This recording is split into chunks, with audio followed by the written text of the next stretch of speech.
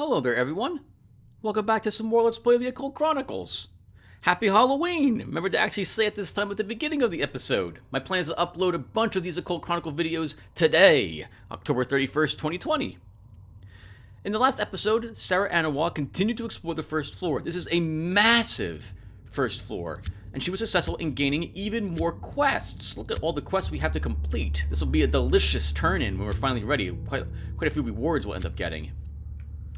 Anyway, we've explored more of the first floor. We've gone up to 5 pentacles, now that we increased our pentacles stat by 1, maybe even 2 by now, and we grabbed the, not the tower, a crystal ball. Amazing item. I'm always super glad to have this. When we finally step down to the second floor of the basement, I will use the crystal ball in order to figure out where down there the ending room is located. You can use this card once, and it places the ending room where it is located in the house. Very nice, especially because the basement second level is filled with horrific traps and nightmarish creatures, and you want to find that room as fast as possible and get to it. We also picked up our first Arcana card, the Tower, getting it +1 cups just for having it in our inventory. Spending it replenishes all the courage for heroic feat cards, but because this is a stat increase, I'm going to want to hold on to it for as long as I possibly can. Now, a heads up, everyone, that Mark Williams, one of my viewers and a commenter, thank you, Mark, by the way, for telling me this, let me know that he, too, had the glitch with the edge upgrade in his game.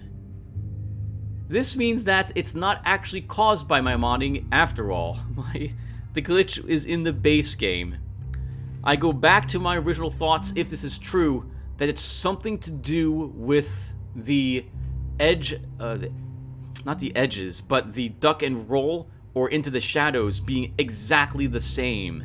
So I wish I could edit the game engine, and it's not possible for me to do so. Again, I would need to spend a few $100s to, I think, utilize Adobe's online services to get a license for like a few months, and then I'd have to hope that I can edit Adobe Director files in it, and that these ones would be editable by me, in order for me to look at the game engine and make changes. It would also take quite a while to do.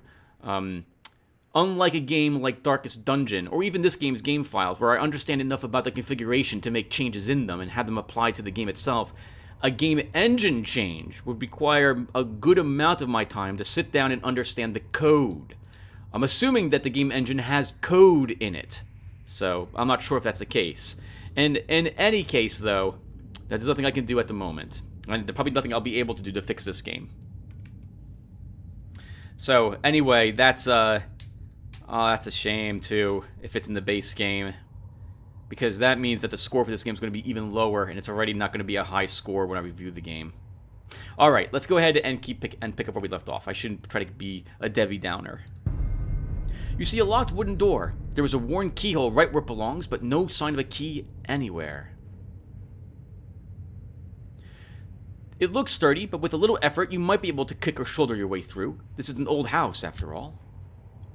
2 aces, but we have a king of wands. So as long as we get a wands card up here, which we don't have, maybe this is harder than it looks. Next time you might want to put some more muscle into it. We'll try that again. An ace, a 3, and 2 5s. But we do have a Knight of Pentacles and a King of Swords.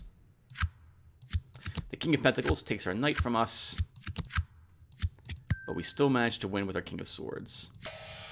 Splinters and a loud noise announce your success in battering down the door. The way lies open now.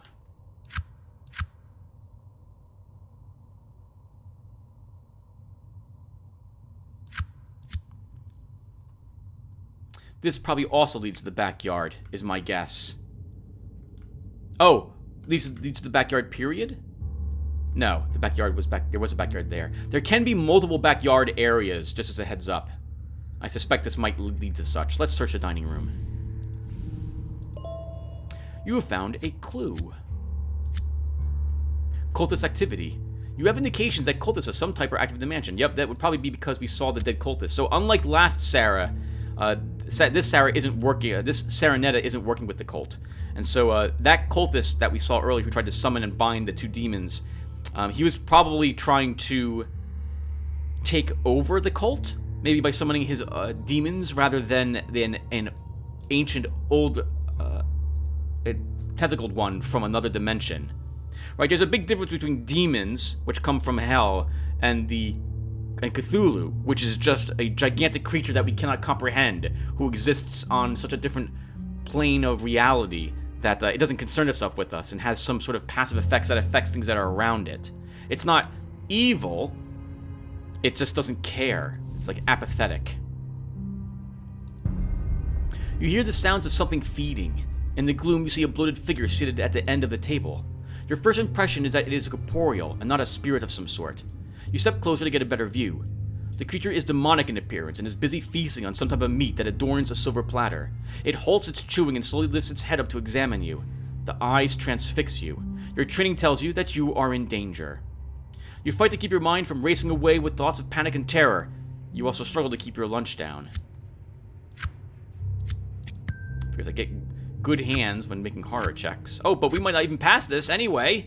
If I don't have a single cups card, we failed. You can't control your fear or the feelings of nausea. You fall to your knees and heave out the contents of your stomach. The demon grins.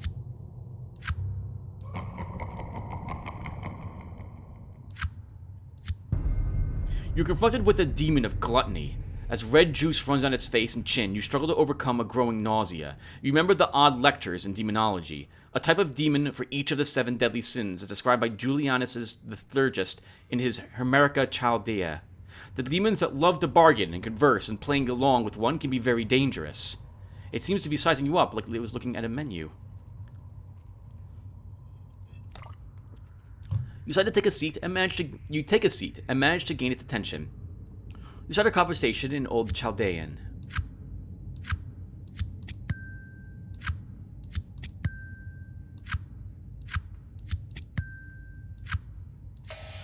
It seems eager to hear you out. In fact, it wants you to do it a little favor. Bring me more food and a bucket. The demon says it wants more food, and it's not just any food. There was a nursery nearby. It wants a baby.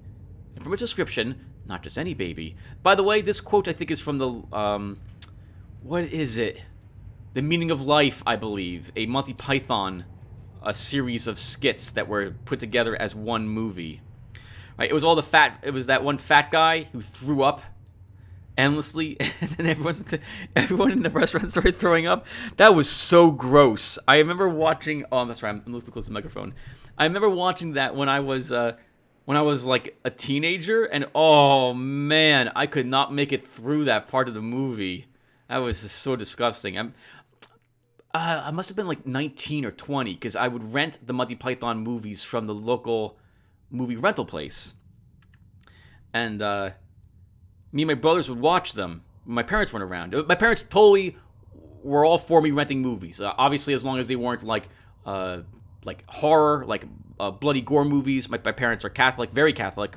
I should probably say a little more Catholic than I am. But no horror of that sort. No like body horror, mutilation, language low, and no sex. And so Monty Python, checked all the boxes of things that it wasn't. But oh my goodness, that was pretty tough, that movie. It seemed impossible at first, but slowly you recognize the sounds of clinking glasses and the soft murmur of conversation. A long dining table stands in front of you, surrounded on all ends by dusty chairs. As you come nearer, you think you detect some movement around the table, and the hairs on your arms begin to stand on end. It's suddenly very cold. A ghostly face peers out from behind one of the chairs, and in a heartbeat, you see the apparition seated all around the table. The scene twists at the threads of your sanity. You struggle to comprehend the brush with the supernatural. You have rarely seen this many ghosts congregated together before.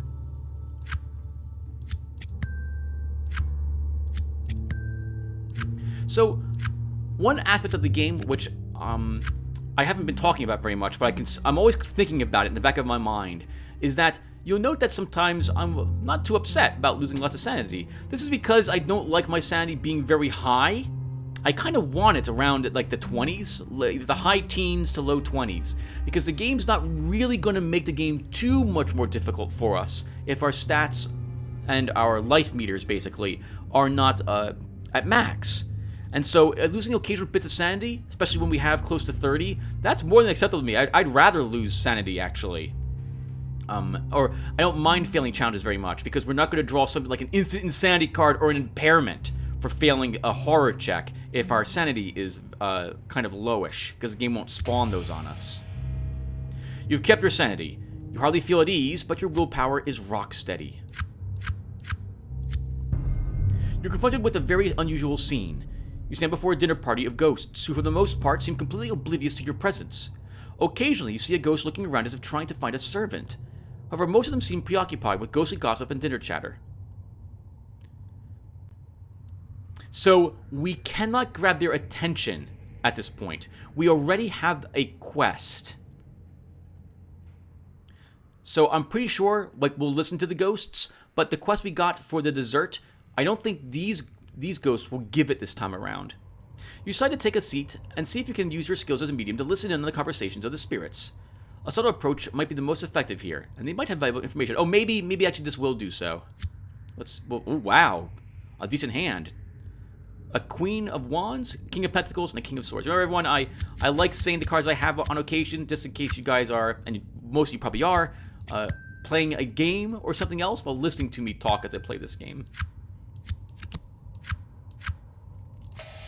Ghosts say the most incredible things sometimes. You feel that new vistas have been opened up before you, some of which you haven't even recognized yet. Yeah, so this dinner table party this time, it did not spawn with the quest for us to find and order the dessert, or alternatively, we got that from the butler, and thus removed this quest from the dinner party.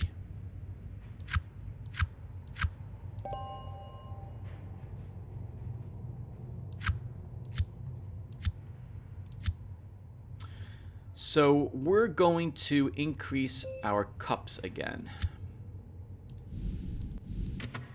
The backyard. We are not ready for the backyard. We will come back to that.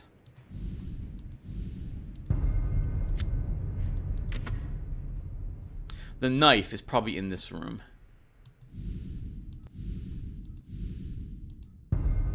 You look down and see a large knife resting on a wooden surface. Blood has pooled around it, and there are several pieces of stubby flesh scattered around it as well. Suddenly you notice two pale eyes reflected on the surface of the blade. No, not reflected, but rather projected from some place inside the blade. You recoil in terror from the vision. The eyes seem to pierce through your very soul. They mask a dark and powerful evil will. You shudder and force yourself to resist it. You can feel it probing your psychic defenses. Wow, a good hand. 5 face cards, 3 queens, in fact. A Knight of Pentacles and a Page of Swords and 2 high number cards.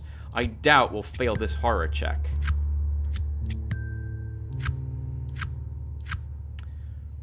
We still only got to play 2 cards. Wow, no swords and no pentacles showed up. That's a shame. The Knight of Wands was present up here, but we had the Queen. It wouldn't have mattered, judging from the order which I opened to flip the cards anyway. You have kept your sanity. You have shrugged off the evil spirit's attempt to dominate you. You gaze down at the knife, but try to keep your gaze from locking onto the memorizing eyes within the blade. What anime was that from? That the kids could either be weapons, like they could turn themselves into weapons, or they could or they could wield a weapon that was designed for them. Soul Eater. The Soul Eater. I never finished that anime. Anyway, you feel an oppressive presence within the room with you. The knife radiates pure evil. You resolve to approach this artifact with caution, and wonder how many throats this thing has slit. It is, far easier for us to convey the message than Master the Knife. The game is increasing, I think, the difficulty of this. This is normally kind of tough anyway, but I think the game is making this a little tougher. I think, though, we will just relay the Ghostly Chef's message, because it's an easy chance to do so. Communicating with something like this is always dangerous. There's no telling how powerful this possessed knife really is. You decide to risk it, and enter a trance. It's an okay hand. Okay number cards. A 10 is our highest, our lowest is a 3, and a single face, a Page of Swords. doesn't matter. We don't have any pentacles, so we fail this. You enter a trance and are immediately assaulted with the desire to harm yourself. Before you know it, the blade is in your hand. Then it's against your neck. Its will is too strong. Thankfully, we weren't killed by that. A much better hand. 2 queens and a king. We have an ace and some okay number cards. We'll just win the challenge immediately.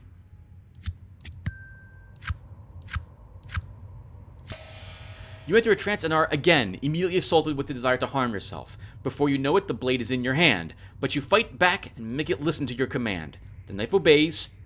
It will return to the chef shortly. I kind of wish for some of these encounters that you actually had the thing physically with you. And you might have to choose an item to drop from your inventory. I wish we would pick up a knife, and it was an okay knife. Maybe it just gives us +1 swords or something of the sort. Not even that. Lets us use it in combat. And then you have the option to turn in that quest to gain experience points, losing the bonus that it gave you, or just hold on to it for the rest of the game. Unfortunately, that was not the case with the way the game was designed. I wouldn't mind there being more choices for the player, rather than an obvious choice as to what is the best decision to do. You feel the pressure plate depress underneath your foot and hear a sizzling sound as a spray of acid hurtles towards you. You rely on your quick reflexes to turn away from the acid and roll to the ground so that it goes sailing over you. You'll note that the traps are becoming easier and easier. This is because our lightning reflexes edge has 3 points in it now, reducing the difficulty of the challenges by 3 more points. Your instincts and quick reflexes win the day, and you are not maimed or scarred by the acid.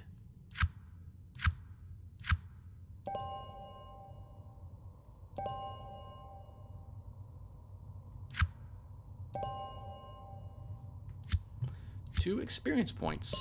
Here goes our cups. Now it's time, I think, to to grab some bones. So we're going to start with a bone of cups. Because we have heroic feats, and with a 5 in cups, we will only fail using the heroic feats if we roll a 6. So we'll start with that. We can also increase our cups a little later, but I'm much more comfortable trying to use heroic feats if we have a 5. Obviously, with a 6, I will always try to use them assuming I don't have to burn through so much courage.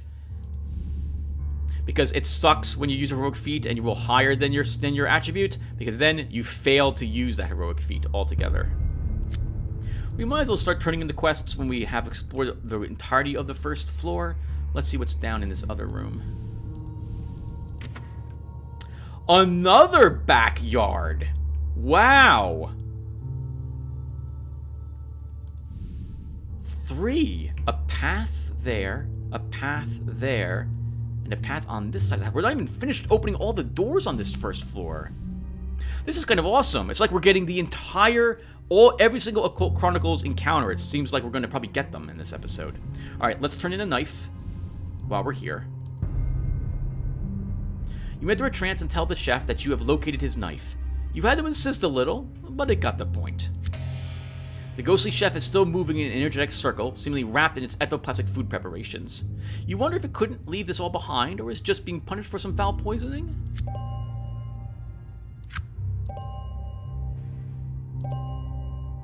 That's acceptable. 2 more experience points. Get that bone of cups soon enough. Alright, so let's go here next. Actually, no. Let's continue exploring the remainder of the first floor.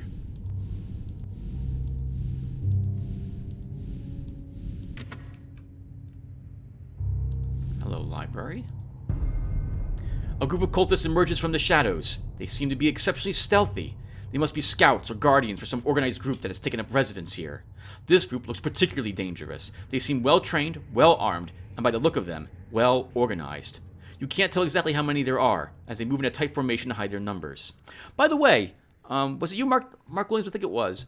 I think you mentioned that the heart had a different effect in your game than it did for mine, and it seems to be randomly chosen. And it just occurs to me that the story tokens, those are also always randomly chosen. Like the positive ones choose a random positive trait, but the text might be different. Like for the same text for a story token, the effect will be different. So I find that interesting that the game was programmed that way. I guess maybe that was done to actually first to counter something I had just been talking about, so that you could not guarantee, like you did not know for sure what was the better decision to do. I always try to take the heart because I assumed that it always gave the same effect, allowing you to scry 2 cards for deception or lore challenges. And now that I know that it's a random effect, I am much more lucky to turn that into the face. Although the edge we get from the face also might be different every single time. So there's that too. Alright, so we have the best ability to either use sorcery or attack. We will just attack. We could use Whirlwind to increase all of my cards. Maybe we should, let's try that once. Roll 1 bone and bump up the card value up on X random non-face cards in hand plus X, where X is the number of swords or cups rolled, then draw a card. I don't have a bone of cups yet. Oh, well, we only get 1 card that was randomly increased 1 point, and we drew, it looks like, an 8 of swords into our hand. But that was enough to let us get 2 points, so that was nice. Let's place the 3, and then we'll use our machete.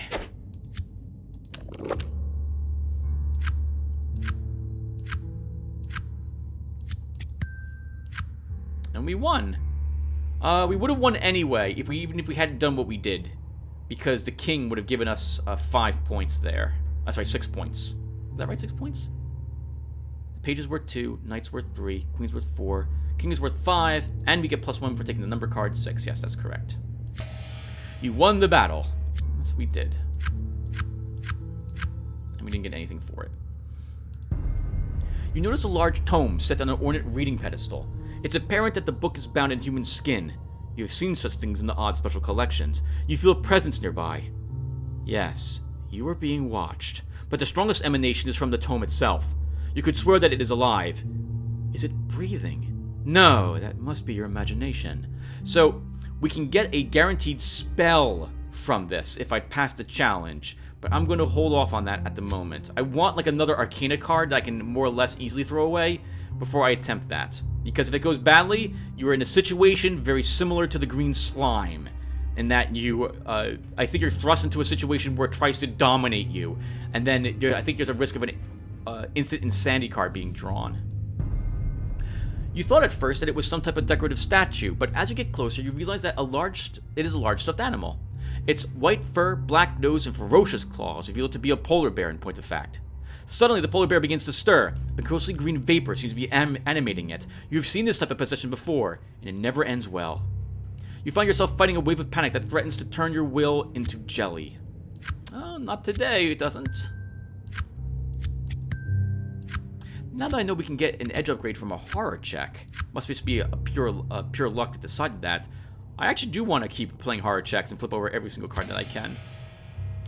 You recall that with the one Sarah that began having the glitch with the edge upgrades, that I was just passing on even flipping over horror cards to speed up the game because we had max sanity.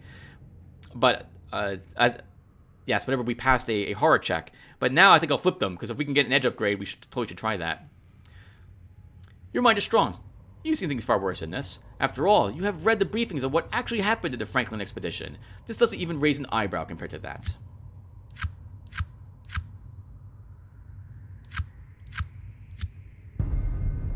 The stuffed polar bear is animated by a spirit of some sort. It doesn't read as evil, but you sense a tremendous rage behind it. It won't care what your intentions are. You are alive and it isn't.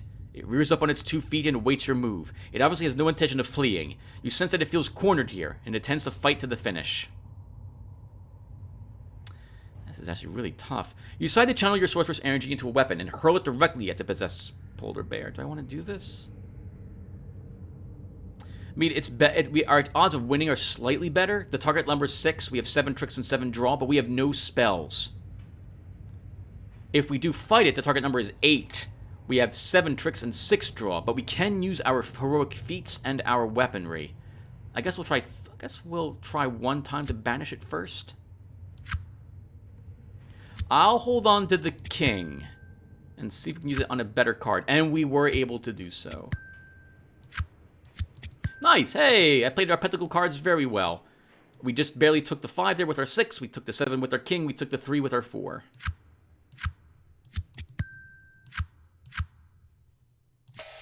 You won the battle. The body melts into a puddle of furry goo. The head popped right off.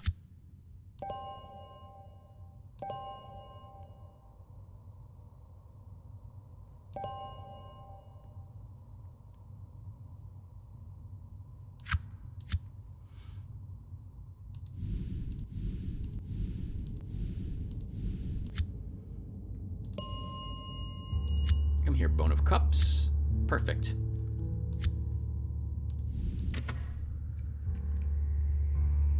A nursery. You were startled by the rocking cradle. It seems to be moving by its own accord. The squeaking of the runners on the wood is unsettling. You step closer. As you approach, you begin to suspect there is something lying inside the cradle. You peer down into it and behold a thing of astoundingly ugliness. A demon baby. Astoundingly? Astounding, Tim. It grins up at you, and you are afraid. Your eyes wide in disbelief as a demon baby coos at you in some kind of demonic cant. It gnaws at your sanity. Not today, it doesn't. Usually things far worse than this.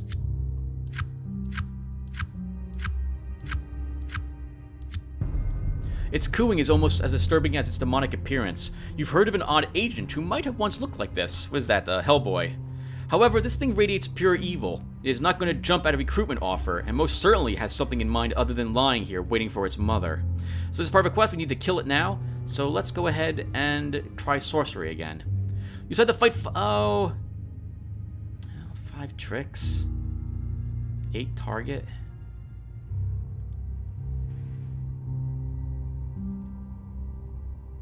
Let's leave it alone. Oh, I wouldn't mind defeating it now. You said to fight fire with fire. You hope that you have the power to melt this thing down into meat chunk.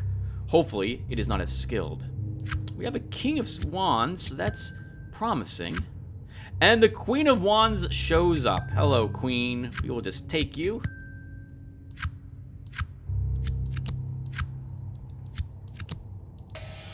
You unleash your power on the demon baby. It tries to resist, but succumbs to your assault. Soon, it's a lump of sizzling bacon. Solomon's Seal, a fire wand. Just like that, I'm now very interested in getting the Wand of Fire Talisman upgrade.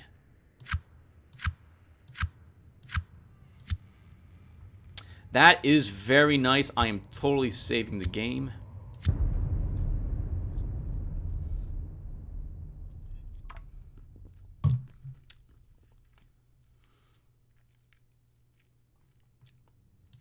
You know what just occurs to me?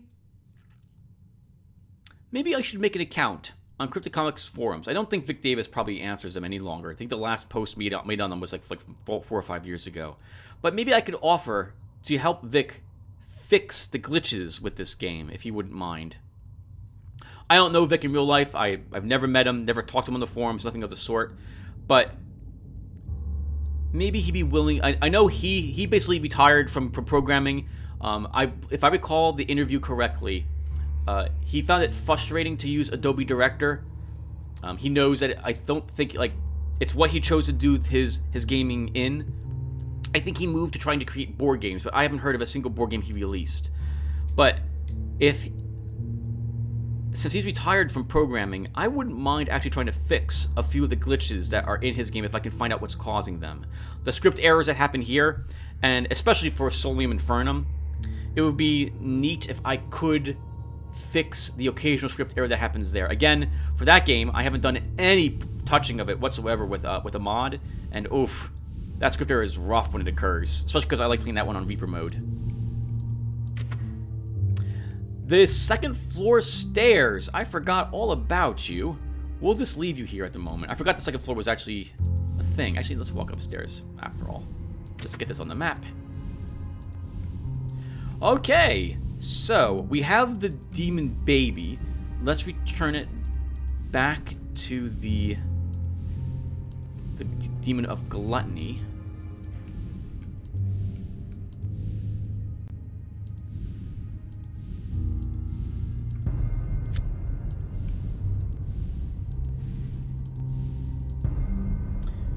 You decide to hand over the disgusting demon baby carcass. Against your better judgment, you give the demon the remains. They are quickly swallowed down and followed by a huge burp. The demon sits back with a content smile on its face. You have upheld your end of the bargain. I'll uphold mine. Death incantation. An Atlantean spell. We'll take a look at that in a bit.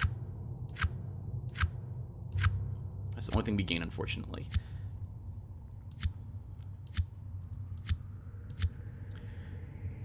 Death incantation. 1 energy, 5 energy. Used in combat sorcery battle. Roll 1 bone and then select X non-face played cards and bump the card values up plus X, where X is the number of pentacles rolled, and draw Y additional cards, where Y is the number of pentacles rolled divided by 2. I tend not to like these kind of spells because I always, like, Machete is tricky for me to remember I have it because I tend to forget that this should be used when cards are placed on tricks that are just barely lower than them.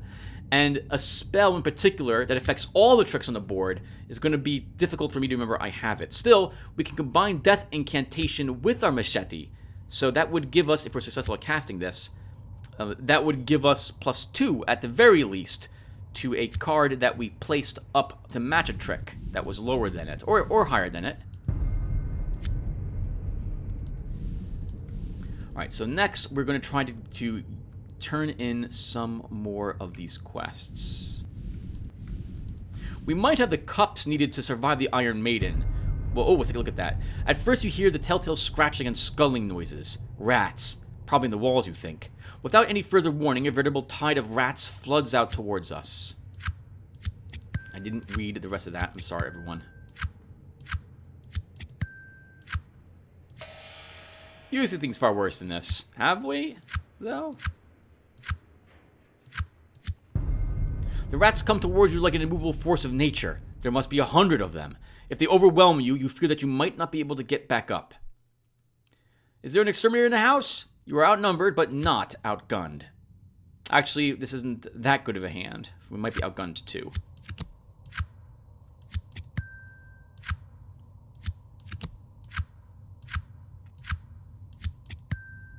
Yes, we're outgunned.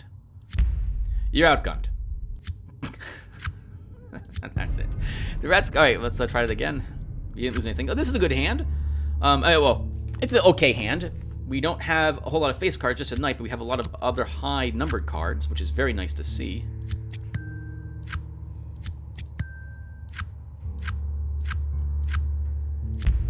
Still failed, because we apparently are lacking the cards that the game wants to put up there as tricks. 2 queens this time around. 2 threes as well.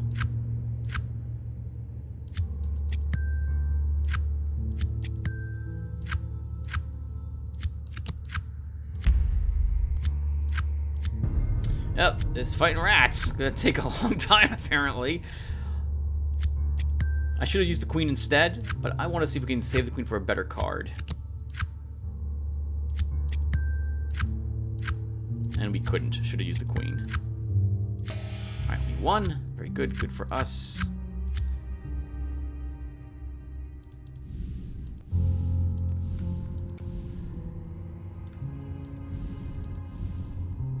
Oh, we have the head of the polar bear, so we should turn this quest in as well. Your attention is drawn to a wall covered in mounted trophy heads. You recognize some of them as big game animals, but others are truly bizarre creatures. You see among others what might be a giant bat's head, a fishman of some sort, and a creature that can only be called a troglodyte. As you come closer, a growing sense of unease begins to dominate your thoughts. You are startled and a chill shoots down your spine when you realize that the trophies are watching you. Their heads all turn slightly in unison as you approach. Your eyes widen in disbelief as you realize that the trophies are mounted on the wall are possessed spirits. You can feel them probing your psychic defenses as they try and get into your head.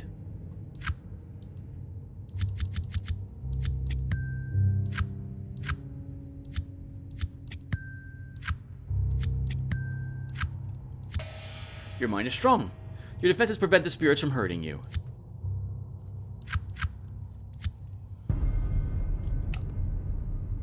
The trophies gaze down at you with pleading eyes. You can sense that some of them want to make contact with you Others look like they want to tear you apart if they had a body with claws or could get their fangs on you.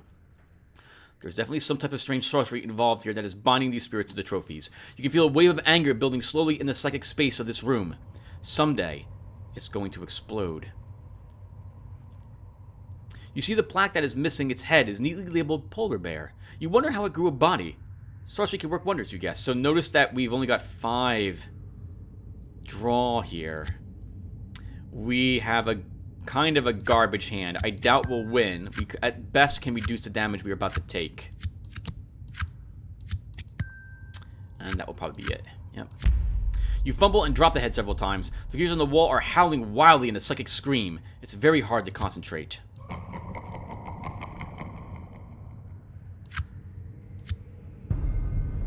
We'll try that again. It lowered the target level by 1 point. We have another absolute trash hand. An ace, a 2, a 3, a 4, and an 8. So guess what, game? We're going to fail this as well.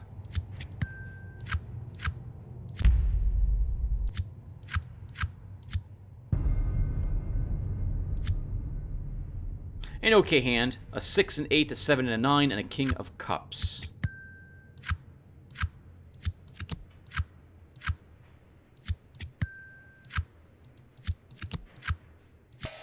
You mount the head back on the wall, and the spirit suddenly reanimates the head and tries to snap at you. The trophies seem to have grown even angrier with the return of their escaped member. Your psychic barriers are being assaulted on all sides. The sorcery that binds these spirits here is very powerful and very dangerous. You'll need to leave this room soon or results could be bad. So, we could communicate with the spirits that would give us a quest to kill the Colonel von Pelt. And then return his head to this wall. I forget what you get as reward for that, but I don't know if I can actually pass this check very easily to communicate with them. Let's try once, but if that doesn't work, we're going to try fleeing instead. It's risky, but you decide to enter a trance and try to communicate with the angry spirits. You sense that there is some unfinished business here.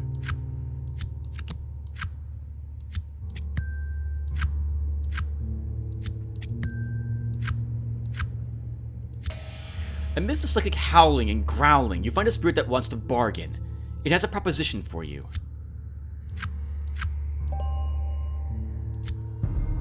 We want you to bring us the head of Van Pelt, they all scream. Van Pelt! Van Pelt! We'll make room for him on our wall. He is the one who weaved this sorceress curse so long ago. You ask how you're supposed to cut off the head of a ghost, and they howl with anger and rage. Then you tell them that you think you might be able to accomplish what they want. They notice the head of a pig. You notice the head of a pig mounted on the wall, and it seems to be empty. You notice the head of a pig. Would that mean that the mount is there? They love the idea. Now, we don't have to actually do that. We could instead just complete the quest that Van Pelt wants us to do. I will make up my mind when I see what the results are of making the attempt. We did destroy the oven. Let's go turn this quest in. You decide to tell the ghostly baker that his oven is now clean and ready for use. Maybe this will put him at peace. You cleaned it, you say? Well, that's great news. I'll make sure you get a little something if any of the donuts are left over. Without the word, the ghostly baker vanishes. An edge upgrade. Amazing. And that was it. So, still, the only one worth taking is lightning reflexes. Claimed. Maybe I should take an edge upgrade next in case we get another edge. So let's do that. We'll work on the ranged edged next. That's right, if we get an edge upgrade, I'll want to put it something that isn't a useless edge.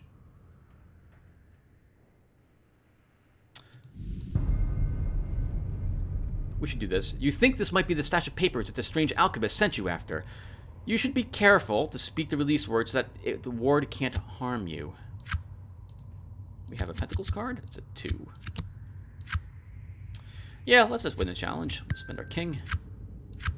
Spend our queen. You speak the words of release, and you can feel the ward dissipate. You grab up the sheets of paper and put them away in your pockets. Very nice. Nice. Nice. Nice. 4 sanity and 2 experience points.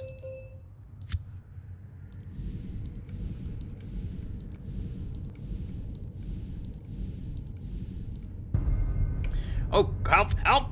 Screen's scrolling down. More zombies.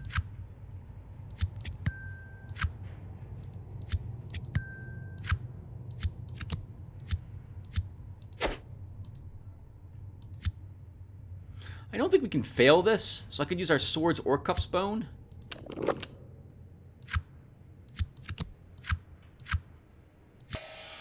We won the battle. Nice! I guess it's an edge upgrade. Okay, so I'm going to save the game, and I'll be right back, everyone. I'm also going to back up the save game file, because if I take an edge and then the problem happens, I'll know what edge is causing the trouble. And I plan to take all the same edges we had taken before. So give me a second or two.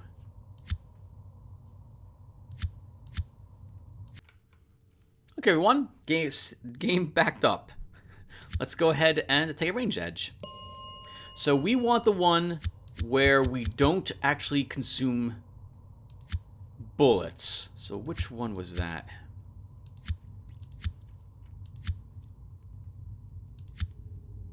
The ammo cost of your first ranged weapon used in any combat challenge is reduced by X down to minimum 0, where X is the level of the edge. Selected. And that edge has 3 points in it, really? Okay, well, we only really benefit from it once, right? Because our flintlock only takes 1 ammo. Still, we could find a different type of pistol, or a Tommy gun, in which case it requires more than just 1 bullet. And now I will be using my old flintlock almost every single combat when it makes sense for me to do so. Let's actually, let's get some practice in against the crocodile. Oh, I guess we'll first get some practice in against a ghost. Yeah, we'll still fight. A 6 of wands, we have a 10. We have no pentacles and no more wand cards. Let's win the challenge. We got her good. Yes, we did. Nothing for our efforts, though. Hello, crocodile. We're back for you. It's animated by sorcery, but it has a physical body. You've been able to deal with such threats in the past by destroying the physical body, and this time should be no different. Let's use Whirlwind. 3 cards were randomly chosen, number cards, and their values bumped up by 3 points. That cost us, we're using quite a bit of courage. What's critical hit do? Roll 1 bone and then select a revealed non-face trick card and bump the card value down -X. Okay, so that's not useful on the cups because we have no cups we can use to take it anyway. Ace of Swords, we'll spend a page on you. A 5 of, whatchamacallit, let's spend a 2 here and we'll try using our machete to buff it. We do so, that gives us those 2 points.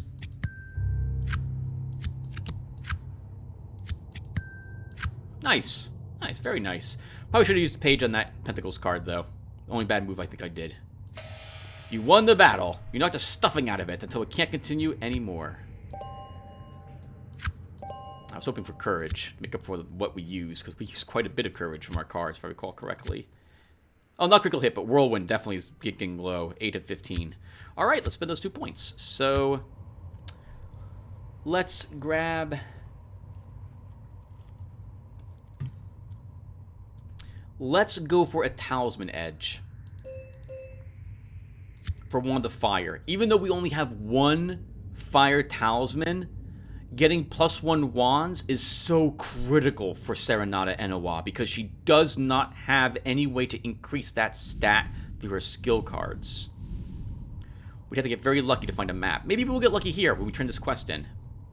Let's see. Oh, by the way, we're almost done with this episode. You've like another 5 minutes. Yes, young master. Oh, we read that a long time ago. You decide to tell the alchemist that you have found his papers and hand them over. Most excellent, young master. I thank thee. Now I must be on my way, but feel free to make use of anything that I leave behind. A portal shimmering blue vapors opens up in front of him, and he steps through. The portal vanishes, and you are left alone. Holy water. +1 life. Holy water takes up 2 pentacles inventory. What does this do? Item removed from inventory after last use. At the beginning of any combat challenge of the undead type, 2 random trick cards are placed on the board in a scryed visible state. And this is just for having it.